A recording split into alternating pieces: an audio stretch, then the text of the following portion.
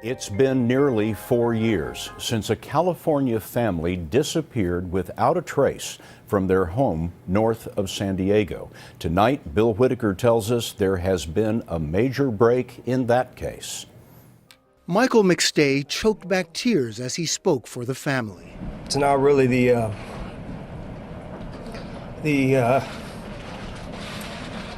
outcome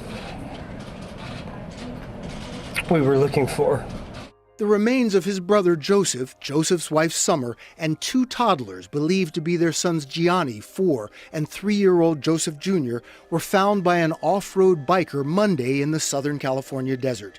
San Bernardino Sheriff John McMahon said the manner of death was homicide. And through the use of dental records, we're able to identify the adult victims as Summer and Joseph McStay. The remains were in 2 separate shallow graves, 2 sets of remains in each grave. The family led a quiet life on Avocado Vista Lane in North San Diego County. Joseph was a businessman, Summer a doting mother. 1 and 2, G. All appeared normal until February 4th, 2010, when they seemed simply to vanish. Investigators found no signs of forced entry or foul play at the house, but they did find this family car by the border and some intriguing evidence from 4 days later. This grainy video of a man and a woman holding the hands of 2 small children crossing the border into Mexico.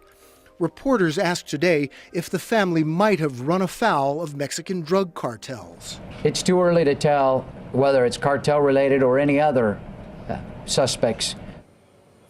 Scott, the FBI now is involved. Authorities say they won't reveal the manner of homicide.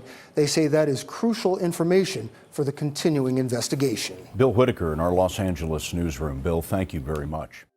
Finally, a crack in a 3-year-long investigation. Human skeletons found inside these shallow grave sites reveal new details about what may have happened to a missing Fallbrook family. And through the use of dental records, we're able to identify the adult victims as Summer and Joseph McStay. A motorcyclist spotted the human bones in a remote desert area near Victorville, just 50 feet or so off Interstate 15. 2 graves, 2 bodies in each, including 2 children. It's all part of the investigation that's ongoing, so I'm not at this point prepared to discuss any injuries that may have been sustained to the bodies. In the shallow graves, investigators found pieces of clothing, but won't say if objects from people other than the McStays were there too.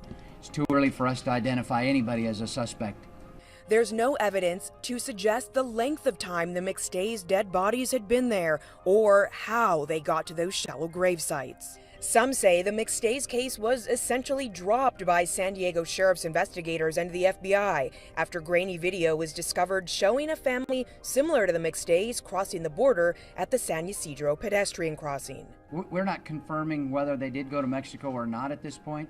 There's evidence to suggest, video evidence to suggest that family matching that description crossed the border at one point, but whether or not they actually crossed the border and then came back, we're not sure yet. It's too early in the investigation.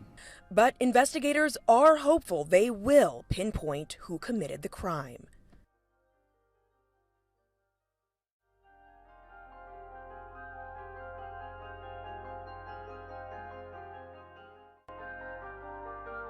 We're going to begin with a mystery that has been gripping the county for almost 4 years. Tonight, Joseph McStay's father speaks to NBC after his son's body was found buried alongside Joseph's wife. NBC 7's Nicole Gomez is live at the sheriff's headquarters with the interview and the new details we have learned tonight in the McStay family investigation. Nicole.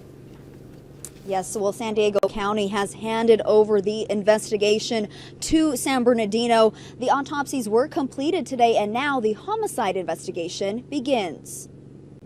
Something in me just said, you're never going to see him again. Speaking from home, Patrick McStay sat down with NBC in Houston, hundreds of miles away from Victorville, California, where investigators say someone buried Joseph and Summer McStay and probably their 2 boys. You got to be a cold-blooded killer to murder 2 children.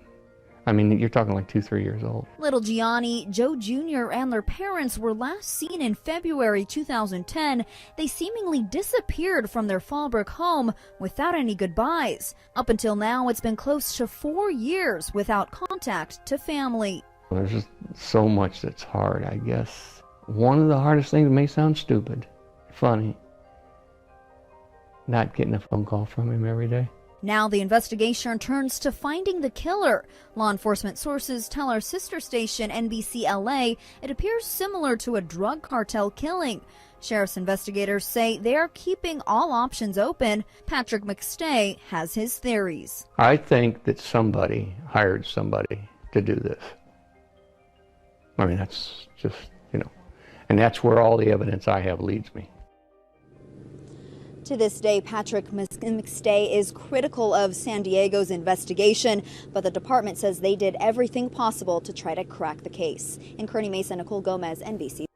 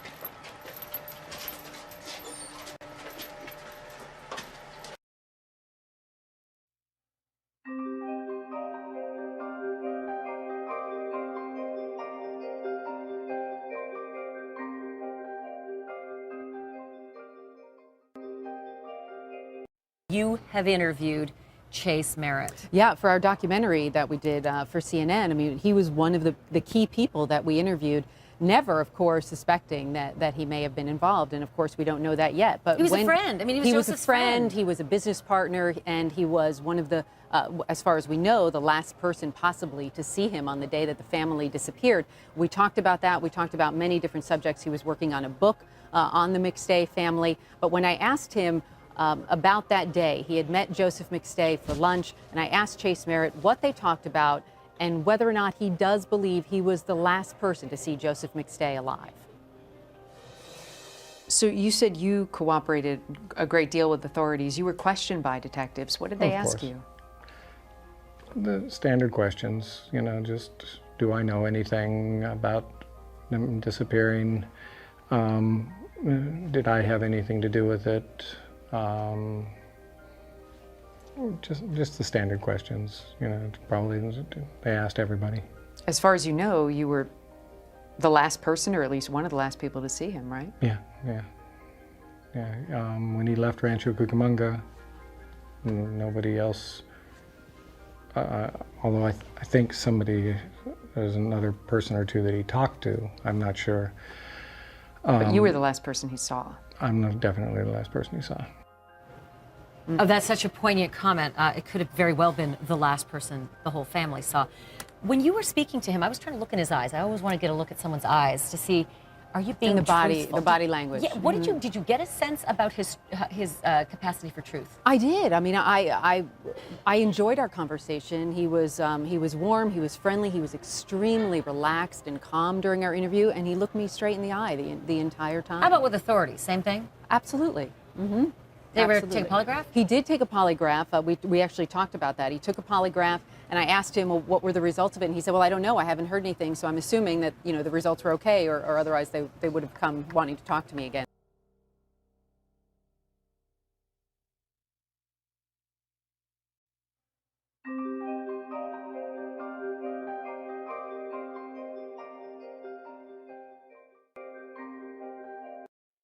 Well, what's interesting about Chase Merritt, we learned he's a career criminal. He's been committing crimes since the 70s. He's been in and out of jail. But the interesting thing, Don, is none of these were violent crimes. They're all petty crimes, but he did spend a lot of time in jail. And what we've learned about now, especially from seeing Randy's interview, is that he's probably classified as a sociopath. Why do you say that? Well, because you can see that what he's done is he deceived everybody from the beginning. He put himself as the last person to see the McStays. He put himself as to see Joseph, and he was the first one in the house. And he just, the way he lies, if you look at his words and the things that he says, he would be, and I've spoken to a lot of experts about his actions and his behaviors based on Randy's great interview, and he's one of the best liars I've ever seen. I'm going to be right up honest with you about that. Kathy, do you agree with that? He says best liars he's ever seen and a sociopath? Well, I'm not really qualified to do a psychological assessment of a suspect. What I focus on is the physical evidence. And I think what's ultimately going to have to happen is that the police do have some physical evidence, that there's something that was found with those skeletal remains or something that's been found in the home where supposedly this murder took place that's going to tie to this suspect. Let's talk about the physical evidence, Kathy, because the bodies were found in 2 shallow graves in the Mojave Desert exactly 1 year ago today. How does that climate impact the preservation of the evidence? It's a very good climate for preservation. It would tend to be very dry. A body might decompose or a body might mummify. And in a dry context like that, there's a higher probability it's going to mummify. But you're going to have better preservation in general of clothing, hair, fingernails, perhaps even soft tissue that's atrophied and mummified. So the possibility of finding physical evidence associated with that is better. All right, Steph, let's talk about other evidence here because, you know, lots were made about the phone and the phone call. What do you think of Merritt? What do you think Merritt did with Joseph McStay's phone? Well, we know from San Bernardino's press conference that they found incriminating evidence at the grave sites. So, you know, whether or not the phones and personal belongings of the McStay family were in those graves, we won't know. Certainly learn that information at trial. It's hard to say. It's a big area. He had lots of time to potentially clean up the crime scene. He had access in and out of the house. He would have tons of time to also get rid of any incriminating evidence, particularly the cell phones. Do you think that the clues in the beginning were to send investigators in the wrong direction? Do you think they were planted? Absolutely, 100%. We were told, everybody was told that, you know, the car was left at the border. We see this family going over the border, and the mistake that they made initially was they put all the eggs in one basket. They only followed that one lead. It was a crucial mistake. Whoever did this crime set it up that that family went to the border and willingly crossed over the border. Then we learned, you know, months and months later that that wasn't the case. Yeah. So, Kathy, police say that the McStays died of blunt force trauma. How are they able to determine that even a year, you know, after the bodies went missing? Well, if there's significant blunt force trauma, you're going to have fractures. You're going to find cranial fractures, for example. You're going to find perhaps defensive fractures if the arms were thrown up in order to defend yourself against an attack.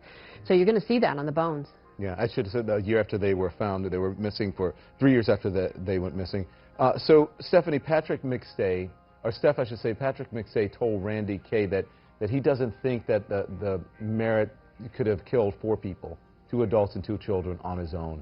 Do you think that there possibly was an accomplice? I believe, I have my opinion on that. I mean, San Bernardino is telling us that the crime happened in the house, there was blunt force trauma, and it was one person and one person alone, and they believe that to be Chase Merritt. Now, are they telling us because, A, that's the truth? Are they telling us because if somebody else is involved, they're making that person feel relaxed, they're not onto me? Or did somebody come forward with information and already make a deal? I don't know, but I believe actually he could have committed these crimes because I don't believe Joseph was actually killed in the house. I believe the rest of the family was killed in the house. I believe Joseph was killed miles and miles away when he went to initially meet Chase earlier.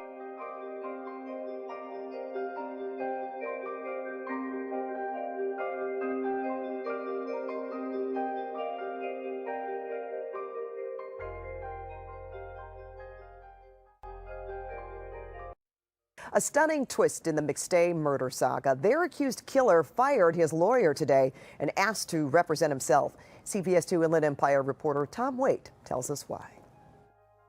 A bombshell in court as Charles Merritt wiped away tears. Merritt dropped his attorney and will represent himself. The 57-year-old claims he has only months to live, and his lawyer is not capable of giving him the speedy trial he needs. The difficulty for Mr. Merritt was that he wasn't getting an opportunity to be able to get his matter before the court in a manner that he wanted to, as fast as he wanted to.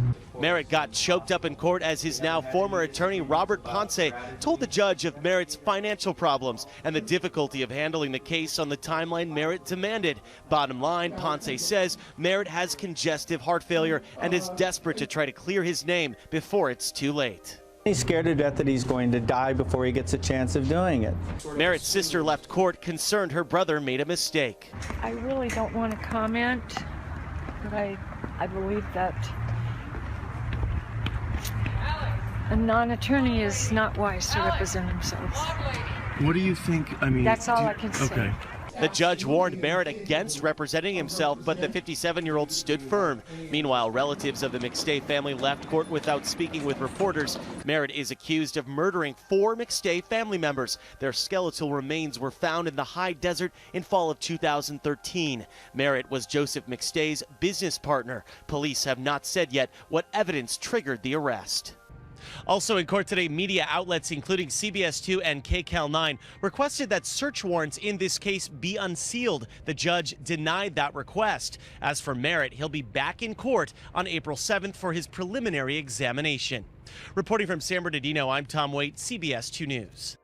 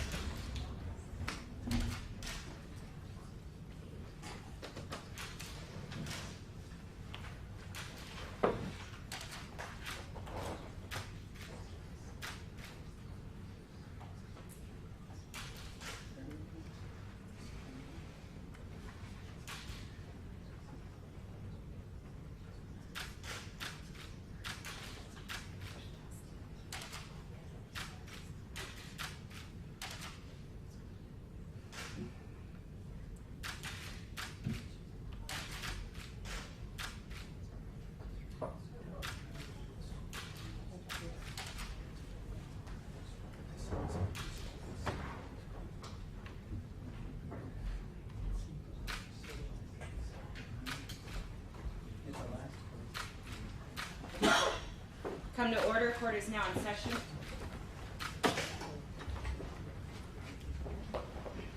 Morning. Morning, Your Honor. We have the matter of People versus Charles Merritt. Mr. Merritt is present in custody with counsel. District Attorney is present. We also, and that's on the criminal matter, we also have a related series of motions by various members of the media for to get access to the search warrants and the affidavits and the returns to those warrants that have been executed in this case. So contrary to what I originally said, we're going to take that up first. So if counsel want to state your appearances on the motion regarding the search warrants affidavits. Well, it's Robert Ponce on behalf of Mr. Merritt. He's present before the court. He's in custody. Okay. Good morning, Your Honor. Kelly Aviles for the media organization. Okay. Good morning, Your Honor. Mark Voss for the District Attorney's Appellate Services Unit. Good morning, Your Honor. Richard Guzek for the Sheriff's Okay. Department. The district attorney, or the media outlets have filed a motion with points and authorities. The district attorney's office has filed a response to that.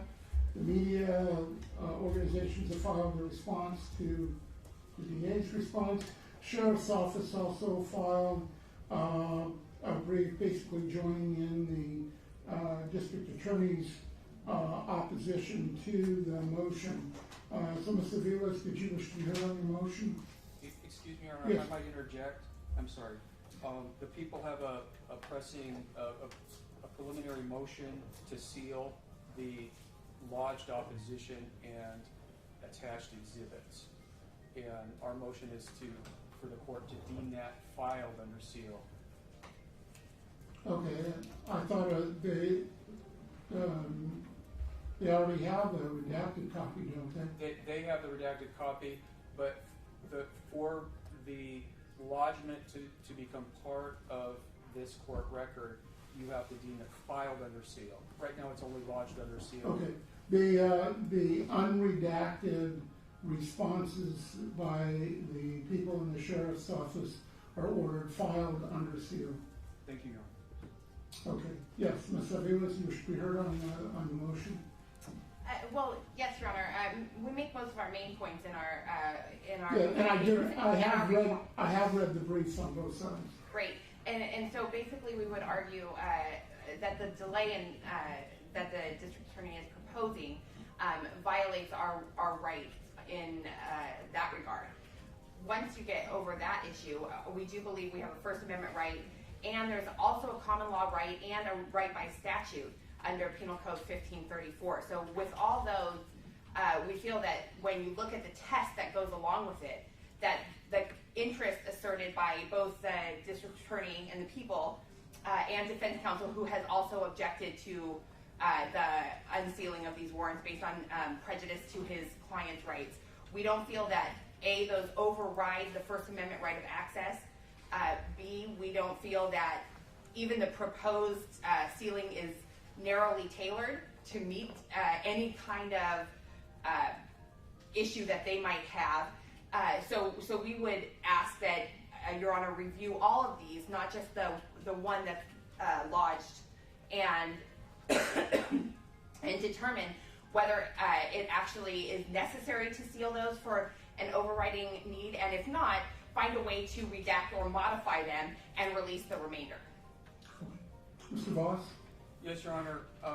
The people, since filing our opposition, have submitted to the court and to counsel a copy of the case in re Fair Finance, and I've submitted to your clerk a copy of that case under the record. Yes, I just received that this morning, and I've reviewed that.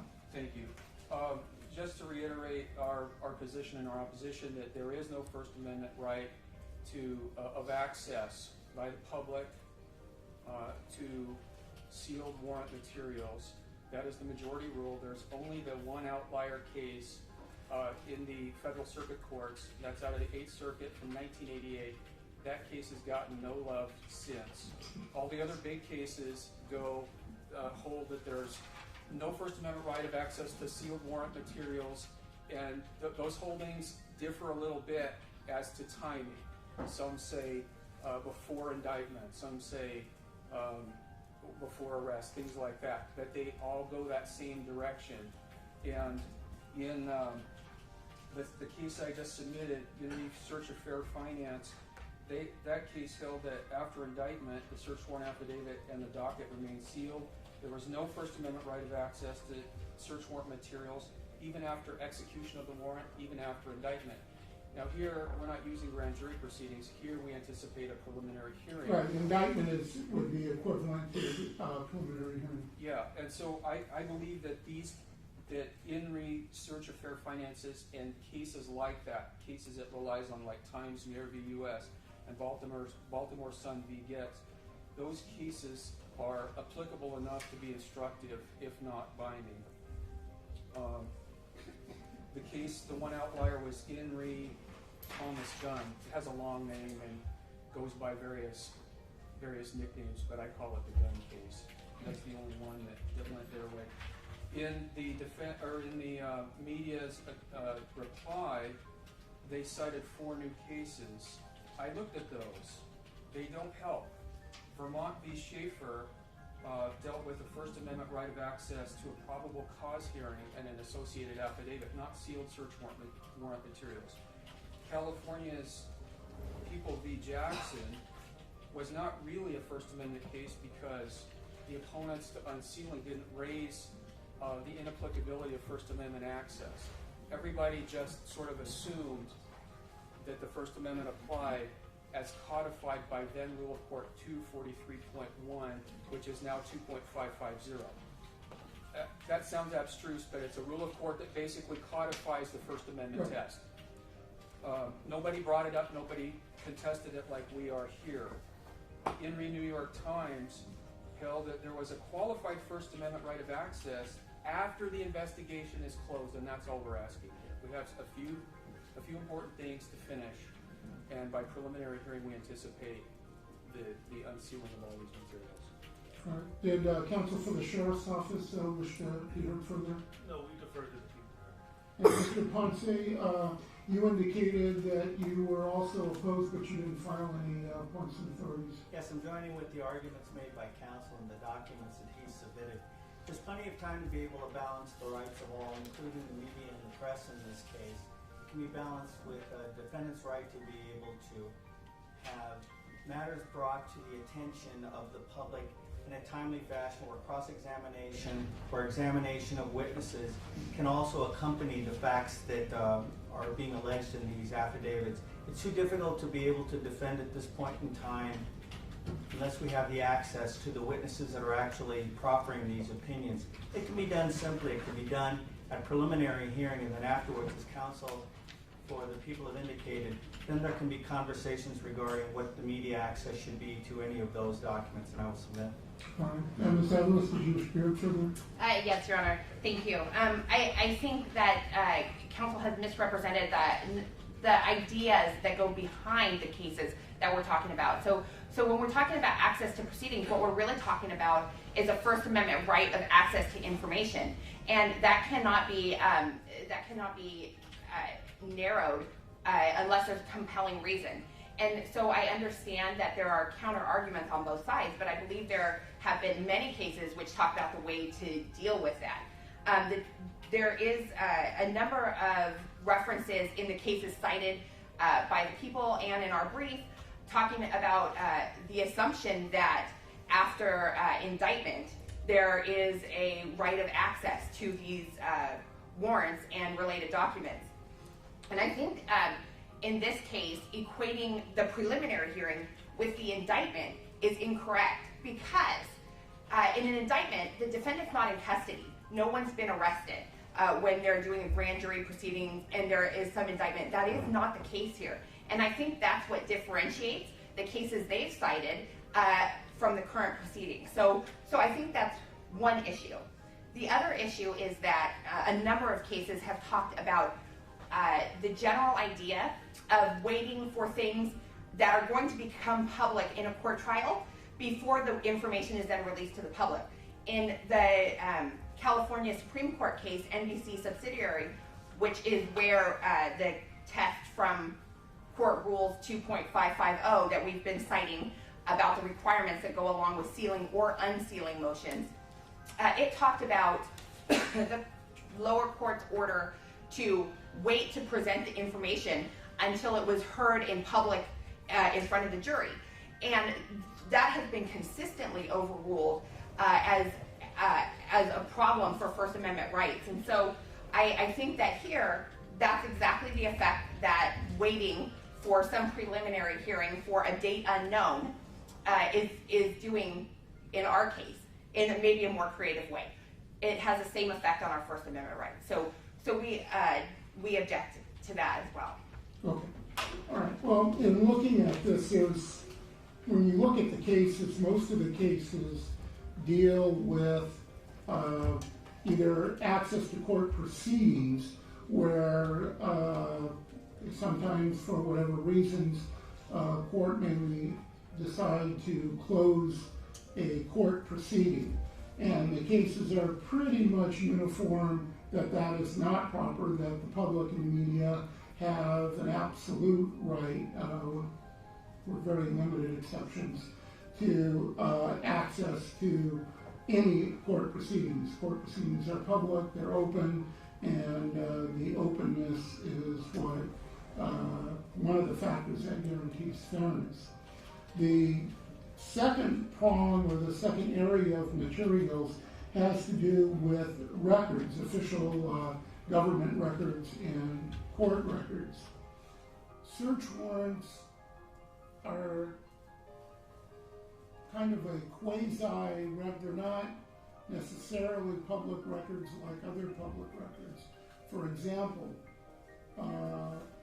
in any investigation, there are hundreds and often thousands of pages of investigative reports by the investigating law enforcement agency.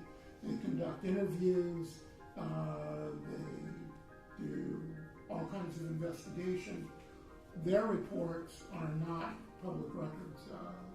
I think it's clear that those do not become public unless they are made public in terms of an affidavit to an arrest or a search warrant, in which case at some point they may become public. In looking at the cases they discuss, they try to come up with guidelines as to what falls within the parameter of an absolute First Amendment right, what is outside of that purview, and what may be a conditional right of access. One of the primary cases is Press Enterprise versus Superior Court, 1984 Supreme Court case. And that case analyzed, set up a two-prong analysis. The first prong to look at is whether or not what is being sought by the media has been historically open to public access. And the second prong is whether or not public access to that information would play a significant role in the functioning of the process in terms of showing the public that the process is fair and above board. And most of the cases that address the issue of search warrants indicate that search warrants do not satisfy either of those prongs. Older cases, Oziel versus Superior Court, 223 Cal App 3rd, 1284, and then the more recent case cited by the prosecution this morning, matter of matter of the search of Sarah Finance, a 2012 federal case at 692 Federal 3rd 424. That case discussed the identical issue here as to media's access to sealed search warrants. In that case, the trial court granted the media request to access to the search warrants.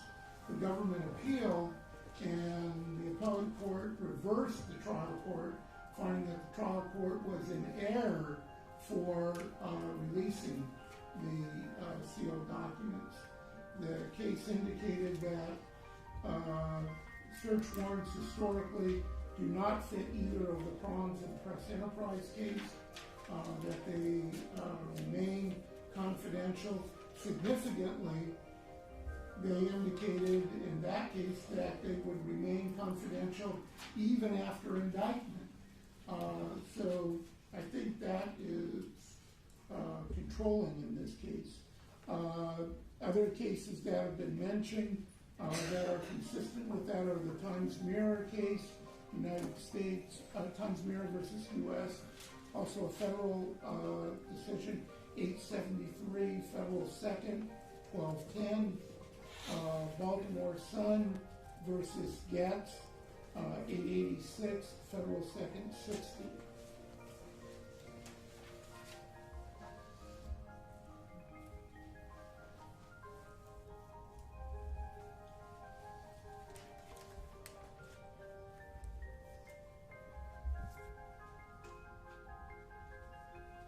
So based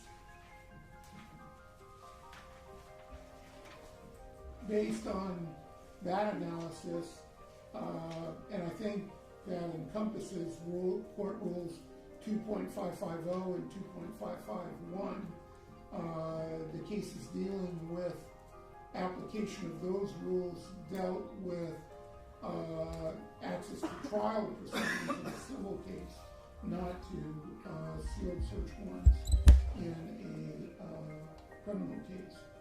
So I think all of those cases indicate there is no absolute First Amendment right to access to sealed search warrants.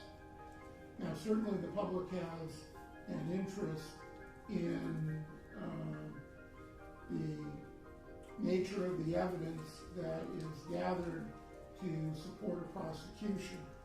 And the point where the public gets their first view of that is generally either at a preliminary hearing or if there's an indictment and the transcripts of the indictment are made public.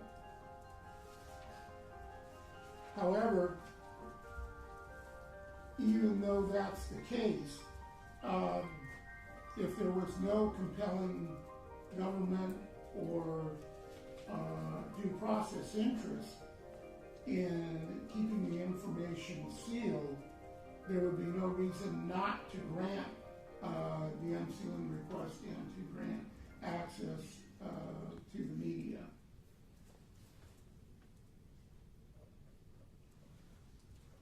And that's why there is generally a balancing of interests in making a determination if and when and what can be released. And the cases that have addressed that issue are KNSD channels 7 and 39 versus Superior Court at 63 Cal 4th 1200. Estate of Hearst at 67 Cal 3rd 777. And Kramer versus Superior Court. Kramer is C-R-A-E-M-E-R versus Superior Court 265 Cal 2nd 216. So in looking, and I realize the media is at a distinct disadvantage in being able to argue the balancing because you don't have access to the information in the sealed responses as to the government's interest. And I realize that puts you at a disadvantage where you really can't argue that balancing, and that's really up to the court to have to do that. The prosecution submitted declarations by Sergeant Chris Fisher from the San Bernardino Sheriff's Office Homicide Division, Detective Eddie Bachman from the San Bernardino Sheriff's Office Homicide Division, and from Deputy District Attorney Sean Doherty, who is the prosecutor on the case. Those declarations indicate, kind of summarize the information that has been gained through the existing search warrants.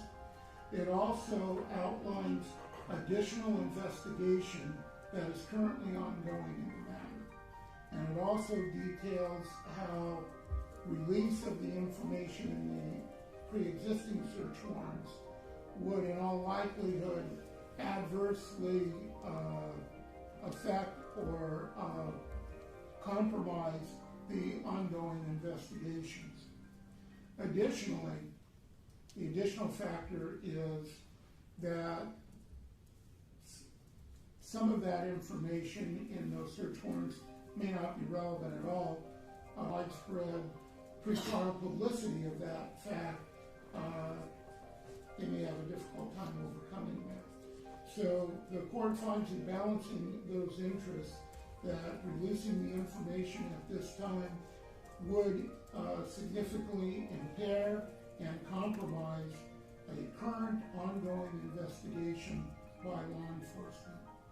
Court further finds that releasing the information at this time would also seriously jeopardize the defendant's rights, due process rights to a fair trial by extensive publicity of untested information that may or may not be accurate, that may or may not be true, and that may have other innocent explanations. So, one of the cases that addressed that issue of balancing the interests, particularly with regard to these two interests, is Orange County versus Superior Court, 79 Cal App 4th, 759.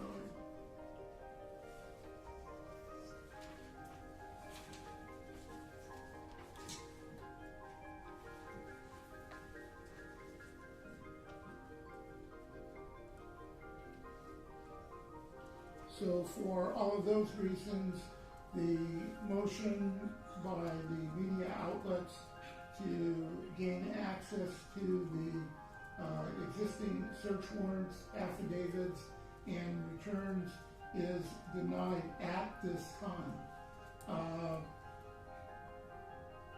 As I indicated,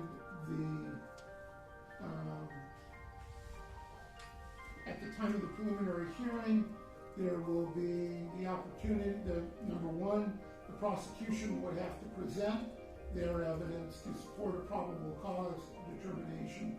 So much, if not all, of that information would be made public. The defense would have the opportunity to confront that evidence, to cross-examine on it, to submit or argue that the evidence is not accurate, not reliable, or there are innocent explanations of it. And at that point, there would no longer be, in the court's view at this point, there would no longer be a compelling interest to keep that information confidential. And I would anticipate that at the time of the preliminary hearing, unsealing all of that information and making all of that available to the media and the public at that time. Now, I recognize that the media does have an argument that sometimes cases of this nature are continued for an extended period of time, and that is a significant issue. So I'm certainly willing to revisit that issue if the case gets delayed significantly to at least examine the status of the ongoing investigation. If we reach a point where the investigations have been completed, there is no longer a threat that the release of the information will compromise an ongoing investigation prior to the preliminary hearing, I would at least consider the issue again. There would still be the issue of the defendant's due process rights, because that would still be released and gain widespread media attention without the defense having the opportunity to address those issues. So it would still need to be looked at very closely in that light. But I would at least be willing to look at it if we don't get to a preliminary hearing within a reasonable amount of time. Which is what, in your opinion, Your Honor? Well, reasonable is kind of a sliding scale. If you don't mind, I'd like to make a couple points for the Sure. record. First, I want to discuss. Sorry, I flagged so many things in my notes. You talked about Oziel versus Superior Court, but the issue there was regarding access to evidence that was seized in per a warrant that was issued, not access to the materials itself. Also, in NBC, which you cited, that issue was prior to the stage we are currently at, and the court in that case specifically held that warrant proceedings have historically been closed to the public, but most search warrant materials routinely become public after the search has been executed.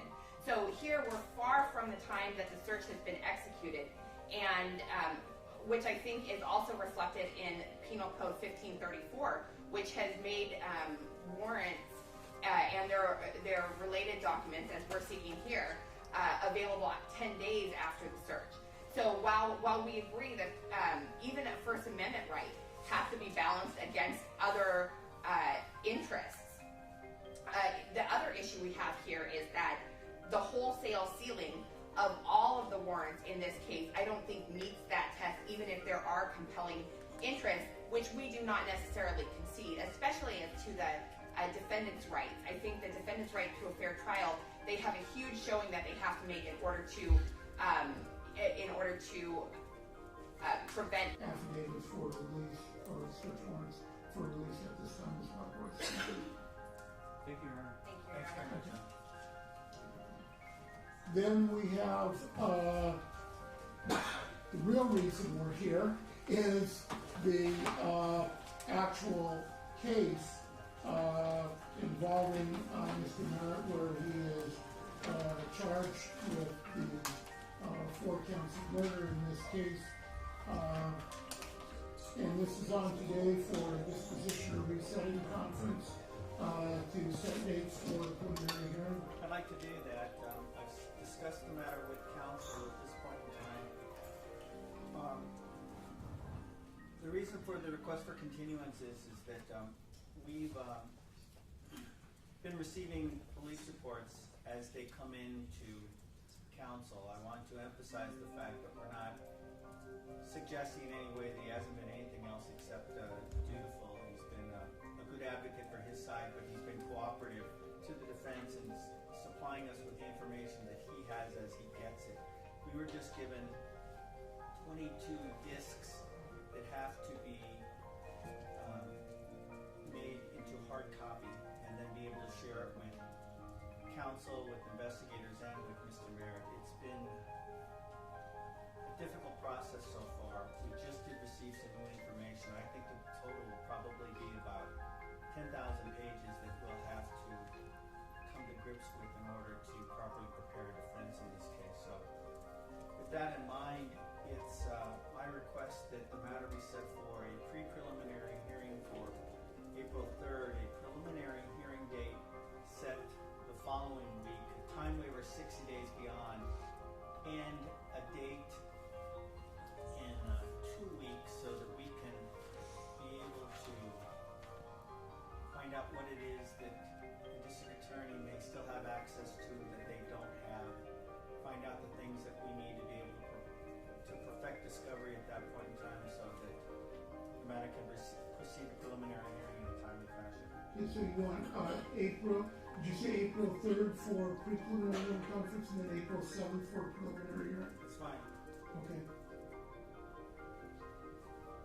And I'd also like, as I indicated, a date for a couple of weeks so we can come back and see where we are with that. Sure, for a status conference regarding discovery? Yes. Sure. So today's the 30th. Want to do sometime during the week of February 17th? That's fine. That's fine. Would it Friday the 20th be okay? It's fine.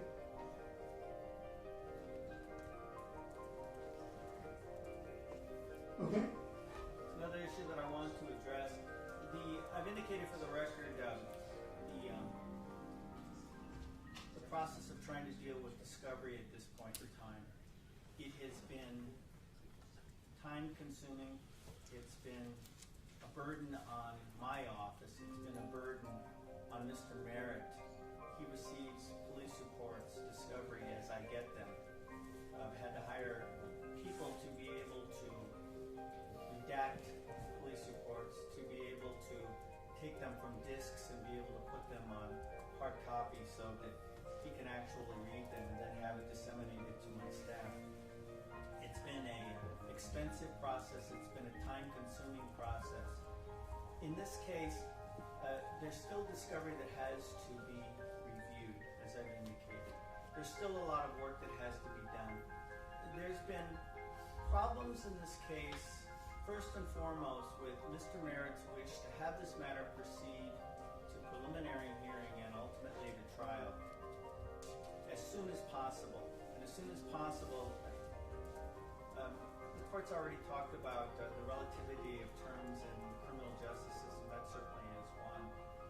To the extent that he has a medical condition that is requiring him to have an accelerated process in his mind as to how this case can be resolved, and he's welcoming a full opportunity to be able to do that at a preliminary hearing and at a trial.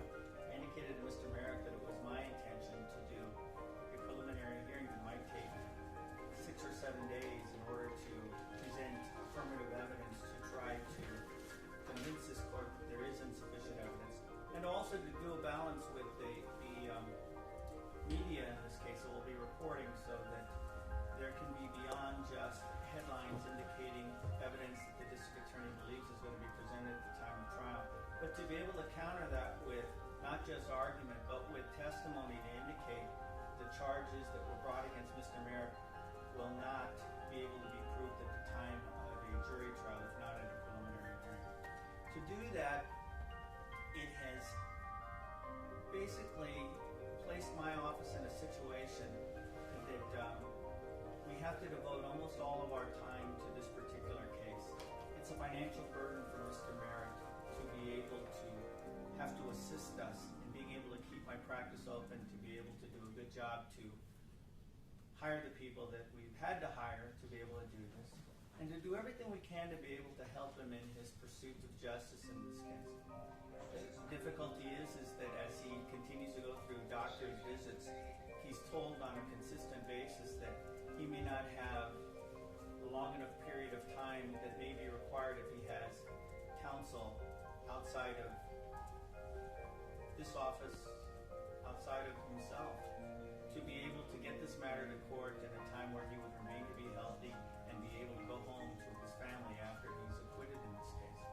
To that extent, we've had conversations about setting preliminary hearing dates, setting realistic times that we could present the evidence that I think that is important. And there's never been a disagreement regarding what our goals are in this and how to accomplish them, except for the fact that he rightfully wants to be able to present this matter tomorrow, or next week, or next month. And it's impossible to be able to do that at this point in time for him. It's frustrating for him. Who wouldn't be frustrated? The difficulty is that as an officer of the court, I have to make sure that when I prepare a matter for a preliminary hearing, a lesser preliminary hearing, lesser charges, it doesn't make any difference. We have to be properly prepared to be able to address all the issues in a timely fashion and in a proper fashion. And that's not going to be done. Realistically, I think that if my office was involved, this preliminary hearing probably wouldn't be realistically heard with permission of the court, probably within 6-8 months. And I've explained that to Mr. Merritt. He doesn't think he's got 6-8 months to be able to live, and he doesn't have the financial means to be able to continue to employ my office to be able to assist him. It's been my pleasure to assist him. It's been my pleasure to deal with his financial situation at this point in time. And I've set that aside in order to make sure that in a case with this high profile, he's getting the defense he deserves. He was getting a good defense in this case, and he's agreed to it, and he knows it. And I appreciate him confirming that today. But he has to be able to find some sort of way to get this matter to preliminary hearing and to trial quicker than what I can promise him. So for that reason, for the financial reasons that it's going to be a burden on him and his family at this point in time, he's asking to proceed in this matter pro per to represent himself, to ensure that the matter is addressed discovery in the case where he can spend 24 hours a day preparing his defense where maybe no attorney would be able to do that. He's convinced that he has the intellectual capabilities to be able to do it, and so am I, by the way. And I'm convinced that, at least at this point in time, he should be granted the status of pro per so that he does have the ability to have some control over his case to the extent that he can realistically in his own mind decide and with a surety that his case is being done in a timely fashion so that it can get to court as soon as possible. We haven't had any disagreements about strategy, anything about the approach of the defense in this case. It's been a very good relationship, so it's not a matter of emailing on, it's not a matter of firing me. It's a matter of wanting to have some sort of ability to have some control over his life, and that's not something that it's something that should be considered strongly by him. He has. So he told me this morning that he wants to be able to achieve the status of pro per. I set the court dates that we have so far after discussing with him what he should be doing in terms of perfecting discovery and being able to have a chance to be able to go over all the discovery. I have probably over 25 volumes that I'll be turning over to him. I'll be turning over things that haven't been redacted to the district attorney's office so that they can do so and be able to give that to Mr. Merritt in this case so that he has a chance to be able to have access to them and with a little bit of luck be ready for a preliminary hearing on the dates that we've given. And that's why I requested that we come back in a couple of weeks. Well, actually, he and counsel come back in a couple of weeks to be able to determine what he has, what his time frame is, and he can address whatever issues regarding additional time waivers at that point in time. So that's the record that I want to make in this. And I know the court has to go through the provisions of FREDA to be able to determine whether he can represent himself or not. I'm giving my opinion beforehand that he can, and I will submit. All right. So, Mr. Merritt, first of all, you understand you do have an absolute right to have an attorney through all the proceedings. Yes. And if you cannot afford an attorney, if the finances are an issue, court will appoint an attorney to represent you and perhaps even Mr. Ponce. And so there would be no financial burden or cost to you to have an attorney. You understand that? All right. So if the court were to appoint Mr. Ponce as counsel and the court could work out an appropriate compensation fee for Mr. Ponce that he would be willing to accept, that way he would be able to continue to represent you and there would be no financial burden to you. Is that something you would be interested in? If I may, we've spoken about this before about me being appointed by the court. The time that's involved in this case, it wouldn't be appropriate for me to be able to take on those obligations. Okay. So if I wouldn't appoint Mr. Ponce, I could appoint another experienced criminal attorney. So again, you would have the representation of an attorney without any financial burden. You understand you have that right? Yes. And knowing that, is it still your desire not to have an attorney appointed to represent you, but to represent yourself? Yes. All right, so I'm going to ask you a couple of questions. When we look at all of the cases dealing with self-represented defendants, the one thing that is almost always clear is it is almost always generally considered to be an unwise decision.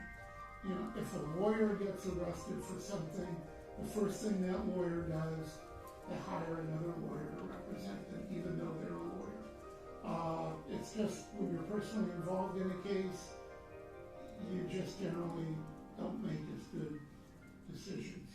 And if you're not a lawyer, you're at a distinct disadvantage, obviously, because you don't get cut any slack in terms of rules of evidence, the rules of procedure. The district attorney, of course, is a very experienced criminal lawyer. So you're at a distinct disadvantage, and it's generally considered an unwise move. You understand that? Yes. You also understand you're not entitled to any special privileges or treatments from the court.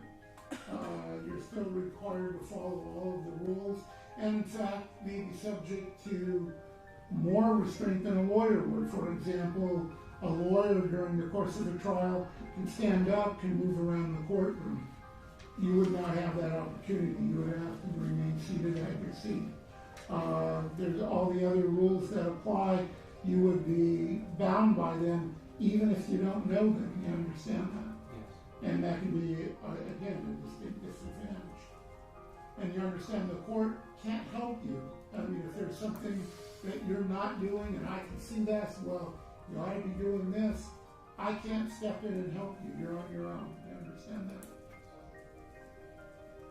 And as I indicated, you understand that the prosecutor is an experienced criminal attorney, and obviously the prosecutor is not going to be lenient with you. Their job is, they're convinced that you're guilty, and their job is to convict you. And they're not going to cut you any slack because you're representing yourself. You understand that? And again, you understand that when you have someone who is not a lawyer, who doesn't know the rules of evidence, who doesn't know the rules of criminal procedure, it's difficult to compete on an equal footing with someone who is an experienced attorney.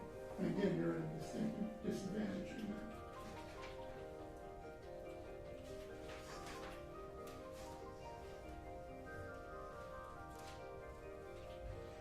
One important distinction in representing yourself is if you have an attorney representing you and your attorney does not do a good job in representing you, or they mess up in representing you, you can, on appeal, claim incompetence of your attorney as grounds for appeal.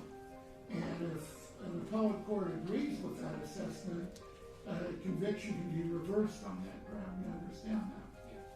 If you represent yourself, you don't get to claim that you were incompetent. No matter how bad a job you do, the appellate court's not going to say, well, if it was a lawyer, we would call this incompetent and reverse the conviction. So we're going to do that because you were representing yourself. They're not going to do that. You understand that? And you understand if you get into a trial and in the middle of the trial, you realize, hey, you know what, I really am over my head. All the things that the judge was telling me, how it's not a good idea, I now realize that. Now I want a lawyer. It may be too late for that at that point. You're going to be stuck with your decision. You understand that?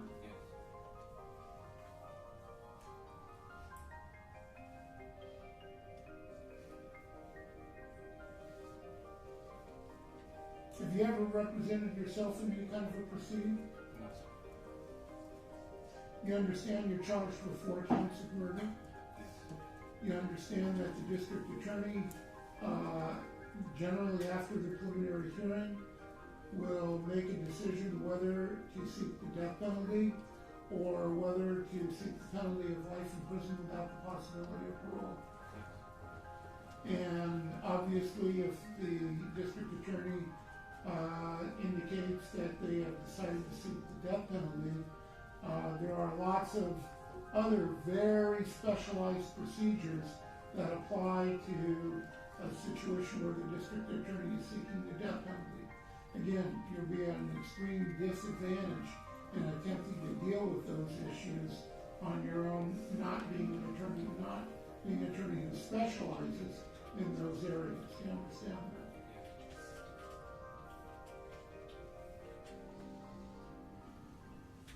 Tell me a little bit about your education. 2 years of college, high school graduate. Okay. And what type of work have you done in the past? Manufacturing. I'm a designer. I design products, set up production techniques, advertising campaigns, and sell the products to manufacturers. Okay.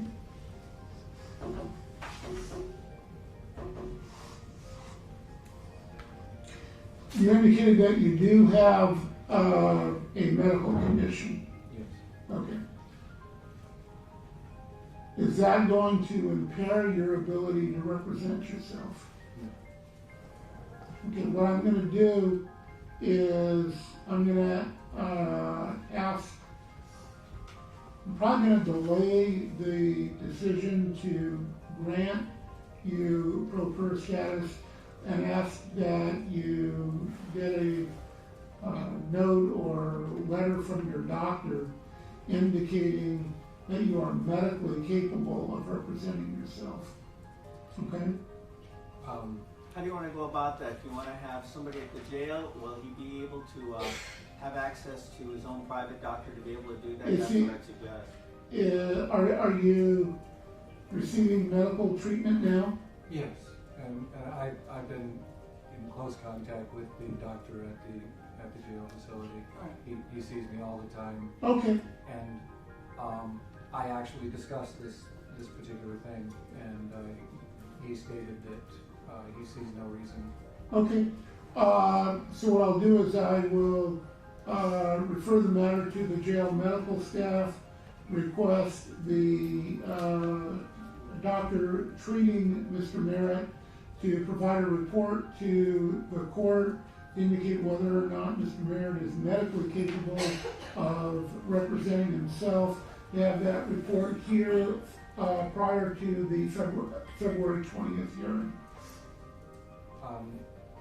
How quickly can that get done? Because that's going to be delaying the process that Mr. Ponce. I was gonna grant you pro per approval. I'll tell you what I'll do. Based on your representations, I'll probably grant your pro per status today, subject to review on that issue. That way you'll have your pro per status at the jail starting today. Okay? Based on your education level and your work experience, I'm guessing you don't have any problems with reading or understanding reading materials.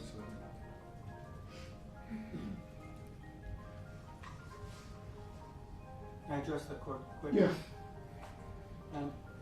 Would you consider advising Mr. Merritt that he does have the ability to request an investigator in the case and also Sure. to be able to request advisory counsel, if not counsel? Yeah, I was going to get to that. Yeah. Terrific, thanks. All right. And some additional consequences of going pro per, you indicated spending 24/7 preparing your case. Probably not going to work that way. As you know, there are regulations at the jail. If you are pro per, you do have some pro per privileges, access to the law library, but that's not 24/7 and is regulated by the sheriff. What materials you have in your cell that's available to you might be regulated. I can make some orders with regard to that if it gets cumbersome.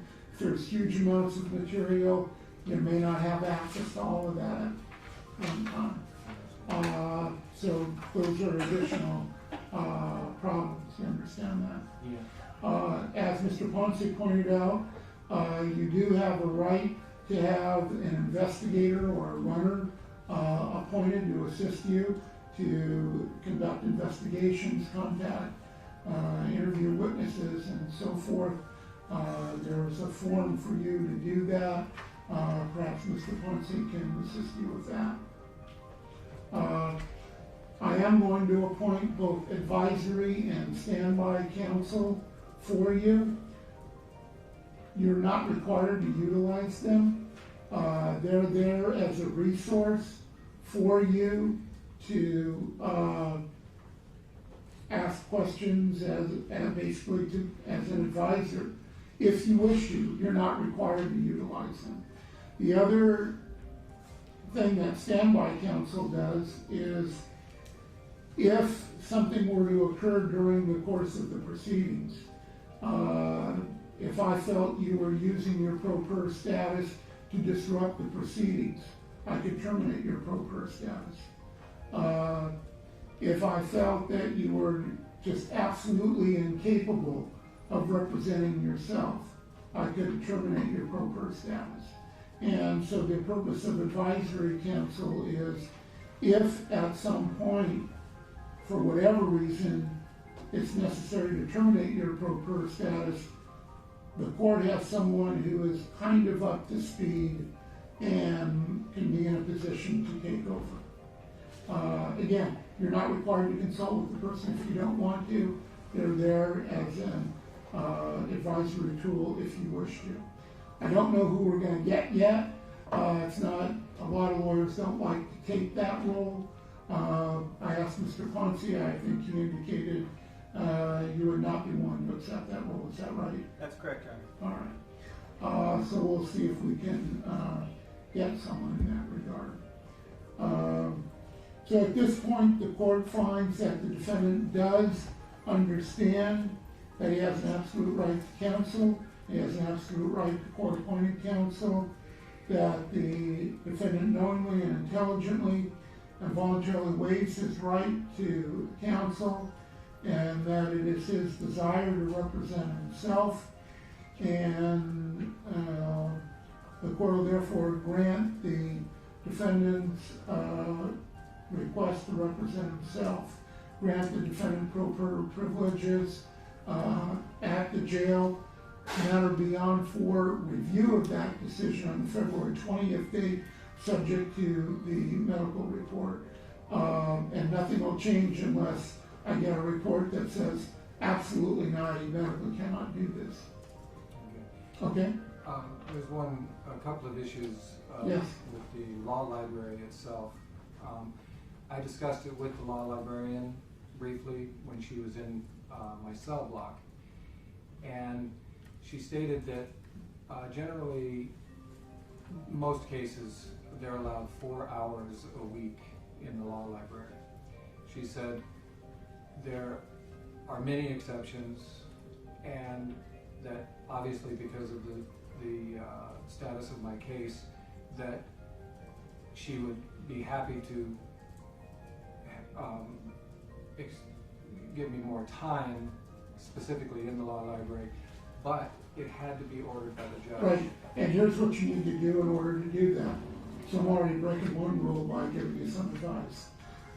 You have to file a motion requesting the additional time. You have to serve the district attorney and the sheriff's office with that motion. Because sometimes there are security concerns, sometimes there are concerns within the jail about doing that, so I need to look at all of that. I can't just say, you tell me, oh, you need more time? Yeah, sure, no problem. Then I have the sheriff coming in later saying, Judge, you can't do that. So that's why we have to go through this process, just as we did with the media's request. Okay? Anything else? Not that I can think of. Okay.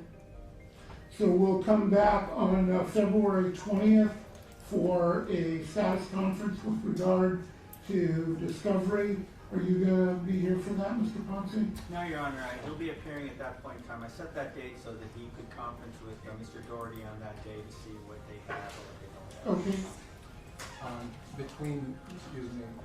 Between now and that date, the counsel and the investigator that the court is going to be appointing, is that going to be between this date and the 20th? Yes, I can appoint the investigator for you. Mr. Ponce, can you prepare that form for him for the appointment of the investigator? I'll see if I can come up with something, sure. Okay. So I'll appoint the investigator, and once we learn who is being appointed as advisory and standby counsel, I'll try to get you notified of that at the jail. Appreciate it. Okay? Do you have any anticipation as to how long it's going to take? I would hope by the end of next week. Thank you. Okay? Thanks, Sharon. Anything else? Well, we're currently 60 days past today. Oh, yes. Thank you. Mr. Merritt, you do have a right to a speedy trial within 10 days of your first arraignment in Superior Court, and within... I'm sorry, it's preliminary hearing. You said trial. I Sorry about that. Wrong script. You have a right to a speedy preliminary hearing within 10 days of your first arraignment in court, and to have that preliminary hearing completed within 60 days of your first arraignment. Is it agreeable with you to continue to waive that right and agree that your matter can now be set for preliminary hearing on April the 7th? And further agree that if necessary, the people can have 30 days beyond April the 7th to start your preliminary hearing.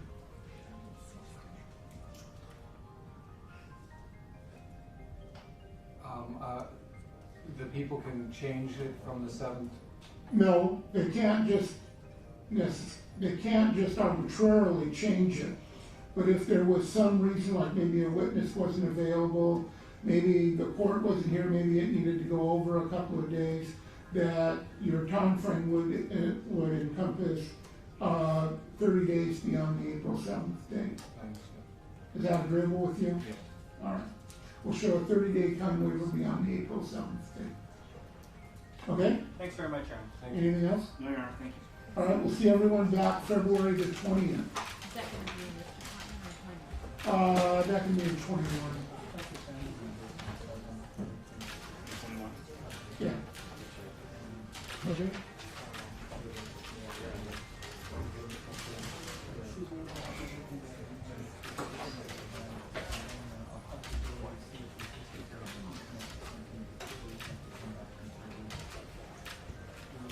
Sure, I told them to make sure I get pictures of the party.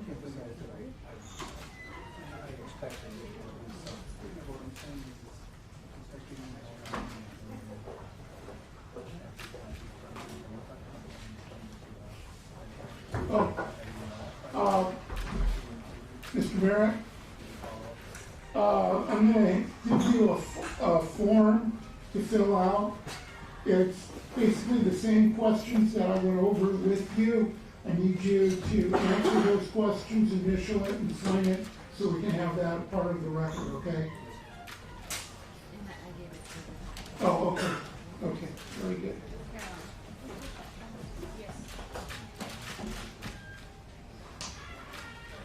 Okay. Thanks, Sharon. Thank you.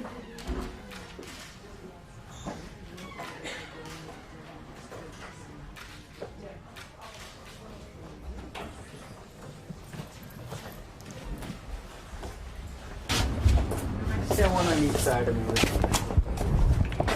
These are the people. I'm not getting started. I'm just introducing them. They're people that have been working on the case with me. I have co-counsel Tess Ponce, and Mr. Milton, Leroy Milton, has been investigator in this case from the beginning. Tony, can you back up just a little bit?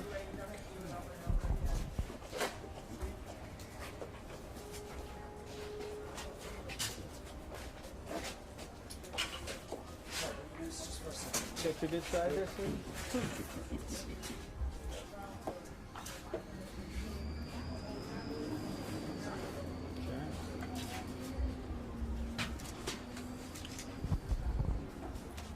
Everyone good? Who are we waiting on? I don't know. Just 1 second, that way we can. He's not ready. Oh, okay. Sure, you're fine. That's right. How do they figure out whose two cameras get in? Paper, rock, scissors. Very scientific. Everybody process. takes one step backwards. You guys, some of you rest and some of you don't. It's rock, paper, scissors. It's kind of who shows up first. You know, it's really, there's no system really. Let me know when you're ready. Whoever gets on. You got to turn this on. Whoever gets Okay, on. one more second. Oh. Yeah. I want you guys to be able to see what it is that I have to look into in this sentence. Mr. Ponce, we need you to speak. Can you project a little bit so we can hear you in the back? I was whispering right now, so you didn't hear. Oh, I know. I'm just. Can you give us your name and spelling again and who you represent, please? Or you used to represent? My name is Robert Ponce, P-O-N-C-E, and this is Tess Ponce, co-counsel in the case. and Leroy Milton, who is the investigator in the case. Tell us what happened and what went into this decision. All right, so instead of just giving a statement, I gave you all the complete statement in court, everything that had transpired prior to the decision made by Mr. Merritt. I gave it to you guys. I'm willing to answer a few questions at this point. Okay, I'll make a quick statement. So here's the status of the Merritt case in terms of, I think, the publicity that is going to be completely over the top now since he's decided to go pro-per. And it's not a lecture, it's merely an observation. I've been doing this for about 30 years, and it's clear that the problems that people have when they are when they're accused of committing a crime is this. They're accused of offenses, they don't get an opportunity to be able to go the next day and be able to say, this isn't right, this isn't true. The difficulty for Mr. Merritt is that he wasn't getting an opportunity to be able to get his matter before the court in a manner that he wanted to, as fast as he wanted to. And he's scared to death that he's going to die before he gets a chance of doing it. So the balance had to be from counsel's point of view, from Mr. Milton's point of view, is that we have an obligation to be able to do everything we can to be able to assist him. And the balance, of course, is that we want to do it as soon as possible. And so that was the problem with this case. Also, there were financial difficulties with the family, with the amount of work that was being done and so forth, to be able to shoulder the burden of those two aspects of the case. So that was his thinking about it. And I started by saying that the balance that the media has to play in this is to report what it is that they see. And I have not been out in front of the media giving interviews, you all know, or going on television regarding any of this. And it's because, as I often say, it's the facts that prevail, and it's the search for truth. It's not just the district attorney's search for truth, it's the defense search of truth in this, so that we can have innocent people go home in a timely fashion. Well, the timely fashion in this case was not going to be appropriate for Mr. Merritt, because he wanted to get this done as soon as possible, and it was impossible to be able to do it in the time frame that he wanted to. So his hope is that if he represents himself, it can be a more expeditious type of hearing at this point. So that's about it. The only thing I encourage you is what you guys know already. You should report the facts of the case. You should report what the media has to say in a manner that is balanced. And how serious is the problem? He has, it's described as congenital heart failure. Listen, if you guys want to go, go. Go. I've said everything I was going to say anyway. Are they talking? We heard it. Are you talking? How poignantly did you try to talk about you as a lawyer? That sounds like an insane decision made based on what he faces. The death penalty is no trace. I think he's smart enough to be able to know what he's getting into. I think he's smart enough to know that he's capable of being able to, at this point in time, represent himself. I'll say this. I didn't try to talk him out of it. Why not? Because it's none of my business to be able to talk him out of it. He's got the right as a citizen to be able to represent himself as guaranteed by the Constitution. Who am I to be able to talk him out of it? Because you're a defense attorney who understands how the system works. No. And you were representing him. Okay, now you guys, you want an answer or not? Here's the thing. He was advised as to the problems involved of representing himself. He's not dumb enough to think that there won't be problems. We discussed generally what the procedures were going to be if he represented himself on it. And I told the court what I believe to be true, that I think that intellectually he's capable of doing it. And the law allows somebody to represent themselves under those circumstances. As the judge indicated, if he felt that he wasn't competent to be able to do it, then he wouldn't have let him take the pro per status. So he asks him what his education is and so forth. Can he read? Can he write? And so forth. Well, he can. Does he have some sort of education? Well, he does. So it was sufficient for the judge. And as far as I was concerned, when I was speaking to him, it was sufficient for me also. Can you just talk a little, you're saying he has congenital heart failure. What is the 6 to 8 month time frame? Is that doctor saying that's all he has to live? I said that I thought that the preliminary hearing probably couldn't timely be brought to court within 6 or 8 months. And he doesn't have an actual time frame as to how good his condition's going to be in 6 to 8 months. He's just scared to death that he's not going to make it. So. But Robert, you know, it's congestive, not congenital? It's congestive heart failure. Congestive. Yeah. And so you're saying that April 7th is not going to be enough time for him to adequately prepare? I don't know. It wouldn't have been enough time for me. For him, I don't know. Robert, you know, I saw in the court, you know, an example of him not knowing the basic procedures and filing a motion and more jail time at the jail or jail, you know, library books and things like that. How can you honestly say he's going to be able to defend himself in a possible death penalty case? I think at this point in time, he has a constitutional right to be able to do it. How well he does, you'll be here to be able to report it. It also doesn't mean that necessarily he's going to stay pro per forever. He doesn't have to. He's also going to have the benefit of having an investigator and an advisory council to be able to assist him in this. So he'll have what the law provides him, the ability to be able to represent himself and have some assistance. Why wouldn't he just go with, if financial was also an issue, why not just go with the public defender? Would it not have moved as quickly if you went that route as well? Time is really of the essence in his mind. The answer is that I don't know. Did you say what is wrong with him, or are you saying like what is his illness? He's got congestive heart failure. How much longer does he have to live? Nobody knows exactly how long that's going to be. Nobody's talking about it being in 2 weeks or 3 weeks. The problem is that if the trial was going to take 2 years or 3 years, he was afraid he wasn't going to make it. Do you truly think he's innocent? Well, I take on people, I represent them, and what I want to do is to emphasize the fact that he's got a presumption of innocence at this point in time. So why wouldn't I think that now? Does he really feel he's going to be able to prove his innocence? Well, sure, because I don't think he would take on the case if he thought he was going to get convicted. I think he thinks that he's going to be able to provide, at this point in time, adequate representation. So he has to get home to his family. I mean, can you talk a little about his situation outside? You know, who he wants to get home to, what he's trying to do? He's got children, he's got sisters, he's got brothers. Could you clarify, could you sort of summarize for us how strongly he believes in his innocence?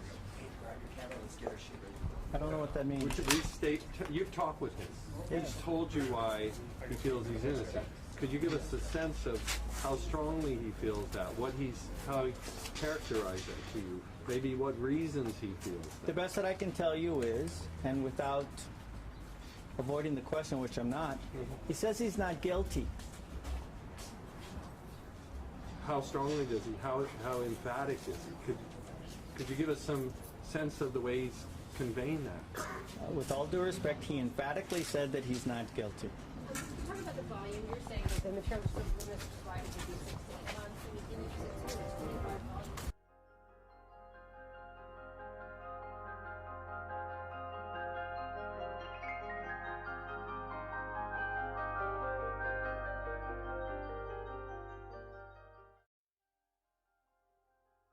The man accused of murdering the McStay family left DNA evidence on the steering wheel of the family's vehicle. That vehicle was found abandoned at the border a few days after their disappearance in 2010, but the DNA was not matched to the defendant, Charles Merritt, until 2014. This is all according to newly unsealed search warrants affidavits just released today. NBC7's Investigates' Wendy Fry has more. Wendy? Monica, at least one investigator believes the McStay family was bludgeoned to death in their own home. Now, even though San Diego Sheriff's officials searched the McStays' home and based on that search thought this was a missing persons case, the San Bernardino investigator wrote that the blood evidence could have been concealed with paint. The McStay family seemingly disappeared in February 2010 from their Fallbrook home. Nearly 4 years later, their remains were found buried in a shallow grave in the San Bernardino County desert, along with a small sledgehammer. Charles Merritt is facing the death penalty if convicted of killing his former business partner, Joseph McStay, as well as McStay's wife, Summer, and the couple's children, 4-year-old Gianni and 3-year-old Joseph Jr. The search warrants reveal investigators suspected Merritt early in the missing persons investigation when he made several statements about Joseph in the past tense, such as Joseph was doing this or Joseph was doing that.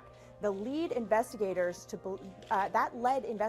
believe Merritt knew Joseph and his family were deceased. Now, during that interview, Merritt had a fresh injury to his hand, which he claimed happened when he cut his hand on sheet metal, according to the search warrants. Merritt had entered a not guilty plea to these charges. His attorney has said there is not one shred of evidence that directly links Merritt to the crime. The San Diego County Sheriff's Department said they do not plan to comment any further about any new developments in this case, and the murder trial is set to begin on August 10th. Reporting, I'm Wendy Fry, NBC. Leader. This is CBS News 8 at 6:30. Tonight, new information points to more than one killer in the McStay family murders as a judge unseals dozens of search warrants in this case.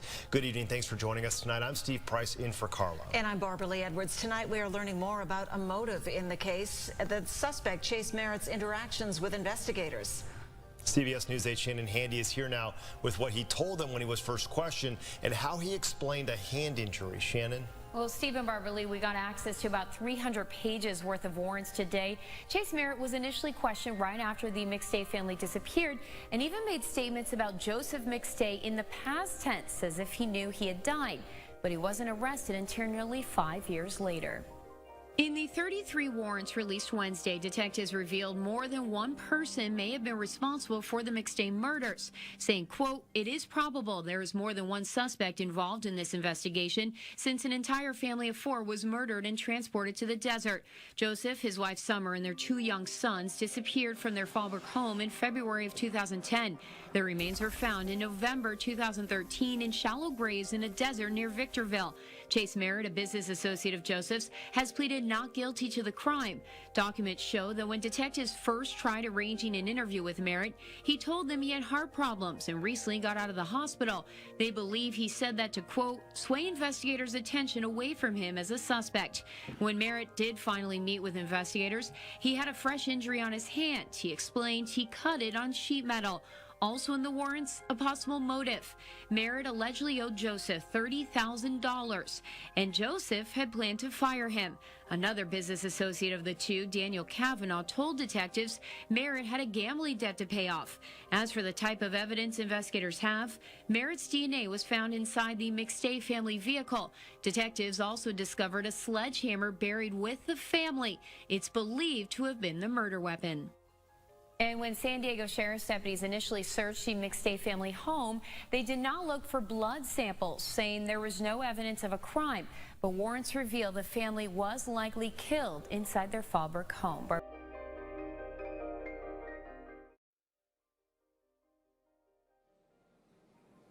We, the jury, in the above entitled action, find the defendant, Charles Ray Merritt, guilty of the offense of murder in the first degree in violation of Penal Code Section 187A of Joseph McStay, dated June 7th, 2019, foreperson. Title of court and cause, verdict. We, the jury, in the above entitled action, find the defendant, Charles Ray Merritt, guilty of the offense of murder in the first degree in violation of Penal Code Section 187A of Summer McStay, dated June 7, 2019, foreperson. Title of court and cause, verdict. We, the jury, in the above entitled action, find the defendant, Charles Ray Merritt, guilty of the offense of murder in the first degree in violation of Penal Code Section 187A of Gianni McStay, dated June 7th, 2019, foreperson. Title of court and cause, verdict. We, the jury, in the above entitled action, find the defendant, Charles Ray Merritt, guilty of the offense of murder in the first degree in violation of Penal Code Section 187A of Joseph McStay, Jr., dated June 7, 2019, foreperson. Title of court and cause, verdict, special circumstance, multiple murder. We, the jury, in the above entitled action, having found the defendant guilty of at least one count of first-degree murder and at least one additional count of first or second-degree murder, find the allegation that the offenses charged in count 1, 2, 3, and 4 are a special circumstance within the meaning of Penal Code Section 190.2A3 to be true. Dated June 7, 2019, foreperson. Ladies and gentlemen of the jury, are each of the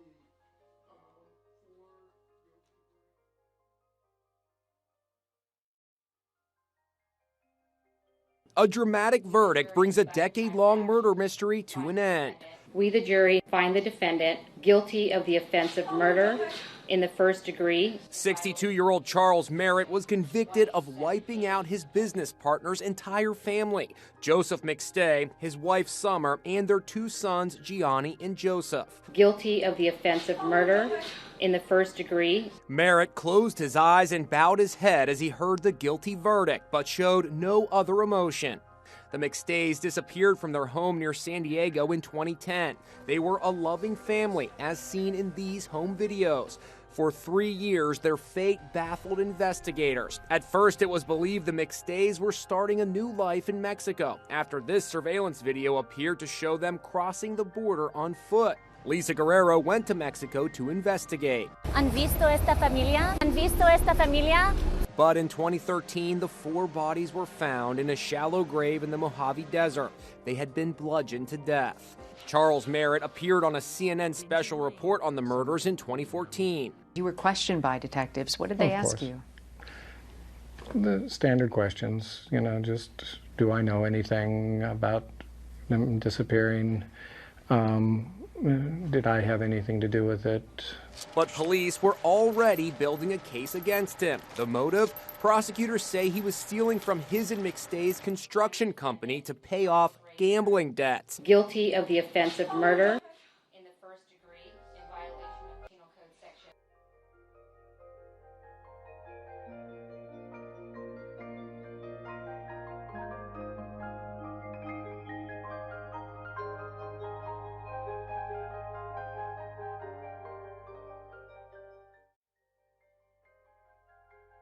Rebecca, guys. Any reaction? Drew?